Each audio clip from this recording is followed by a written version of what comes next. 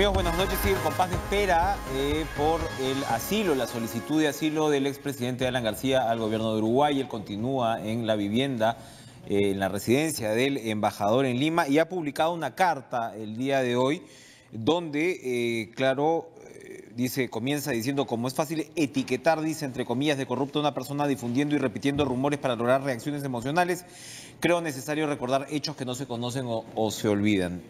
Repasa las investigaciones que ha tenido en la Fiscalía, incluso en el Congreso, y para comentar este momento se encuentra con nosotros el dirigente aprista Omar Quesada, a quien le damos la bienvenida, exsecretario general del Partido Aprista. ¿Cómo está, Omar? Gracias por estar con nosotros. Gracias, señor Enrique, por la invitación. Bueno, por supuesto usted ha revisado la carta, me imagino que ha podido conversar también con García en los últimos días, pero comencemos con lo que seguramente es lo más evidentemente controversial.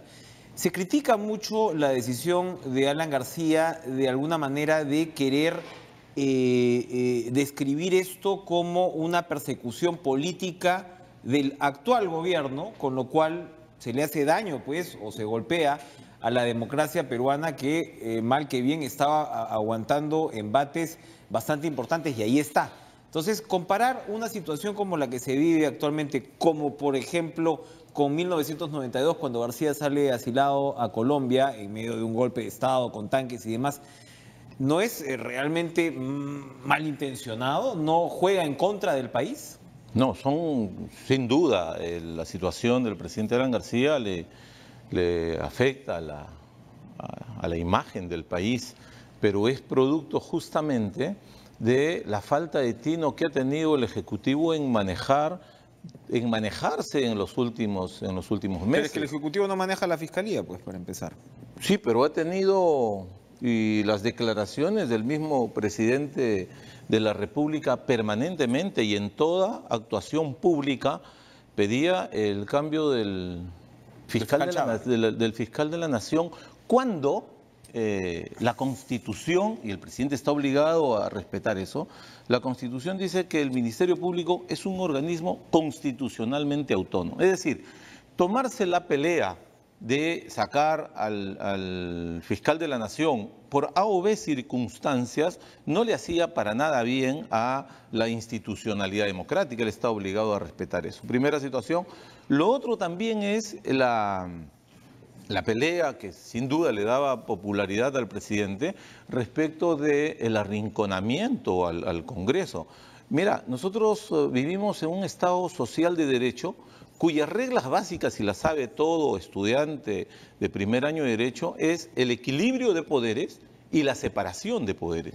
Justamente, ¿para qué? Para preservar la imparcialidad, tanto en la administración de justicia como en la fiscalización que hace el Ejecutivo como control político, pero también en la legislación. Entonces, no solamente esta situación, mira, Enrique, nosotros tuvimos información. Le voy a pedir que nos detengamos ahí un minuto para poder, porque usted menciona, porque de ahí entramos ya a las circunstancias en sí de la decisión que ha tomado García, pero usted menciona dos puntos que me parecen importantes. Uno es el tema Chávarri, ¿ok? Sí, se ha dado un choque y evidentemente hacia afuera se está dando la imagen de alguna manera que en el Perú se ha roto el equilibrio de poderes, pero lo cierto es que a Chávarri no lo han destituido. Y el presidente ha expresado su desacuerdo con Chávarri, que es el desacuerdo de muchos peruanos, que no les parece, pues, que un señor que esté en conversaciones con César Inostroza sea el fiscal de la Nación. Para mal, para bien, cualquiera tiene derecho a su opinión, pero al final Chávarri no se le ha destituido. Sí, pero o sea, pueden darse tensiones entre los poderes. Eso no quiere decir que se rompa la separación de poderes. Sí, pero el presidente de la República no es un opinante más. Es el que personifica a la nación. Podremos discrepar seguramente con cualquier autoridad instituida legítimamente, porque la misma ley orgánica del Ministerio Público así lo establecía. Pero ¿eso qué cosa es lo que ha traído como consecuencia? La desestabilización del Ministerio Público, a tal punto que un fiscal un fiscal empoderado por Chávarri. Bueno, y por la opinión pública, por los medios de comunicación. El fiscal tomó la decisión de empoderar a José Domingo. Ahora es el estrella superstar. Bueno. Sí, bueno, está bien. Pero el tema es de que esa es una situación que obliga a ver un contexto más allá. de cómo se han desarrollado las cosas en el tema de la aplicación de las mismas leyes, es decir, un Ministerio Público así, de esa forma, casi fragmentado y en una jalada de cabellos con el Ejecutivo permanentemente, no ha sido buena señal para lo que es la institucionalidad democrática, Muy bien. es lo que vemos, y también para la aplicación de medidas coercitivas de la libertad. Perfecto, vamos para allá también, pero quería tocar el último punto que usted señalaba en el contexto político, que es el tema del arrinconamiento que el Ejecutivo le hace al Congreso. El Congreso no se ha pasado 2 años y medio arrinconando al Ejecutivo, lamentablemente en este caso con la venia del APRA, que claro, son solo 5 parlamentarios, pero probablemente de los más profesionales y experimentados que tenga el Congreso. El Congreso fue el que finalmente, usted me dirá, no, se lo merecía, qué sé yo, pero en parte de todo este embrollo de Odebrecht sale Kuczynski y en realidad, bueno, al parecer Vizcarra parece tanteando al principio el terreno y sabemos que incluso que hay reuniones donde Keiko Fujimori pues le imparte un trato al presidente de la República que no era no solamente ni lo respetable, sino lo lógico y lo inteligente en términos políticos. A lo que voy, hablando en términos políticos. Bueno, es parte de este arrinconamiento no se lo podía esperar al Congreso ellos, ¿no? Después de arrinconar por 3 años al Ejecutivo, también podía pasar, ¿no? Mira, yo no voy a defender al Parlamento. El Parlamento de por sí se ha desprestigiado también, la calidad de sus congresistas, así la opinión pública lo ha sentido. Pero tenemos sí la obligación, primero, de preservar lo que decimos, no la institucionalidad democrática simplemente, sino el Estado de Derecho y hacer de que las instituciones cumplan los objetivos para los cuales han sido creados. Mira, en el caso del fiscal de primera instancia que está viendo el caso y en la aplicación que se ha hecho contra los partidos políticos, a nosotros como partido político no nos abren investigación por determinados actos a determinados dirigentes, no. Incluyen a la organización política. Y en una primera citación, porque me citaron porque yo he sido secretario general del partido, ¿sabe qué cosa es lo que me pregunta una fiscal?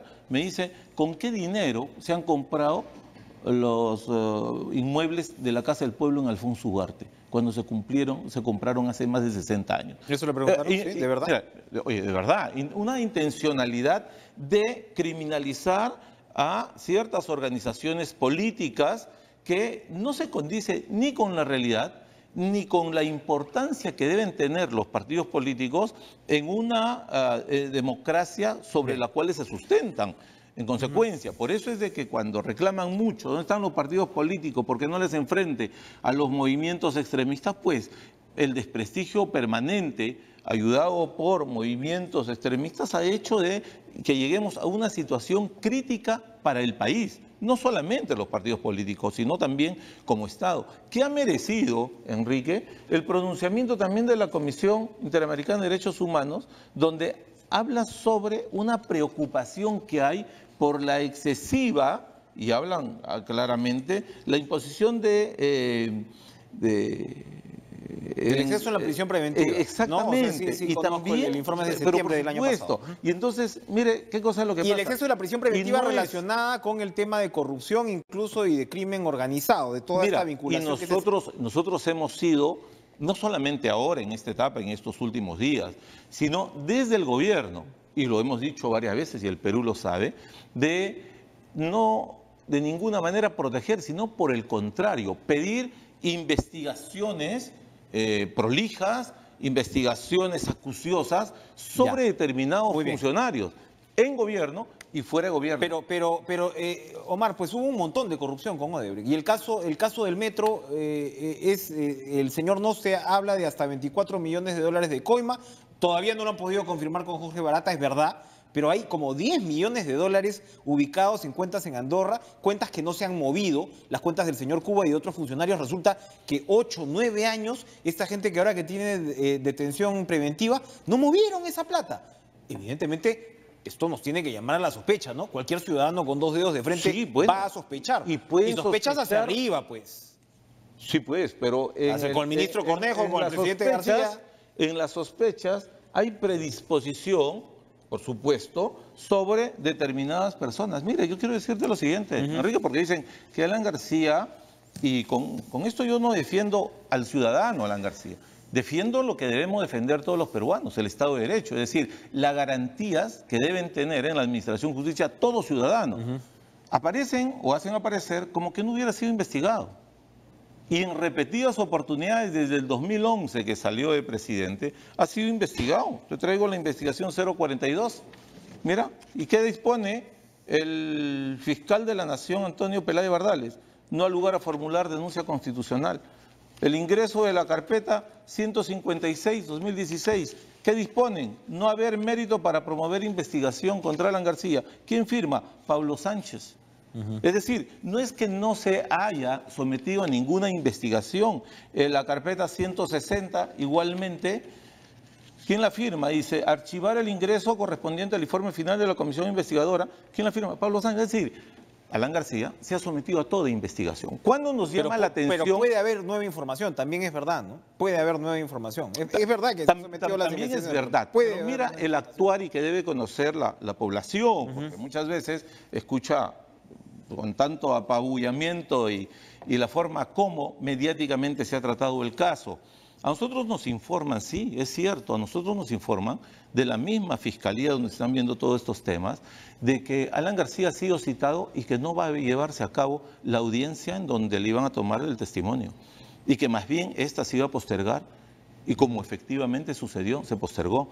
Nos informaron así mismo de que había una detención preliminar en ciernes. Es decir, fuente de la propia fiscalía. Fue de la propia Porque Rafael Vela, que es el coordinador del equipo Lavajato, niega, dice que es falso, bueno, pues, que es una invención de García para justificar el asilo. No va a decir eso. Y de la misma forma, de una detención preliminar. Cuando hablan, entre otras personas, el mismo fiscal de la Nación, el mismo presidente del Tribunal Constitucional, dice lo siguiente, Néstor Blume, la prisión preventiva no debe ser una regla general. ¿Y por qué?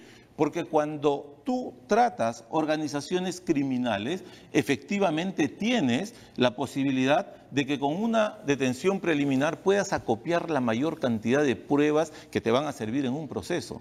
Pero cuando hay una investigación durante mucho tiempo, que tiene varios años, estas investigaciones tienen muchos años, entonces tienes que esperar a recopilar las pruebas. El mismo fiscal, en el caso cuando pide el impedimento de salida de Alan García, dice, este plazo nos va a servir para recopilar todas las pruebas, etcétera. Sí, pero lo lógico es cuando uno reclama constitucionalmente el principio de la presunción de inocencia, reclama un tratamiento justo. El Estado no se puede poner a la altura de la barbarie de perseguir a aquellos opositores o ciudadanos de la forma como sus odios los lleven a actuar. Para terminar, ¿hay un plazo establecido? ¿Sabemos cuántos días se puede tomar? Porque por ahí habían rumores de que Uruguay iba a tomar una decisión en unos pocos días.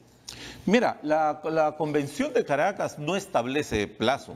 Lo que sí establece, y esto lo quiero dejar claro, es el derecho humano que tiene un ciudadano de poder pedir asilo. Es decir, no es una medida efectivamente dentro de lo que podemos decir está en la última ratio para poder escaparse de una acción judicial, de ninguna manera. Es la preservación de la integridad física, de la integridad moral. Nosotros rechazamos la forma como los adversarios del partido han hecho de esta situación una exacerbación del odio que no se veía hace mucho tiempo.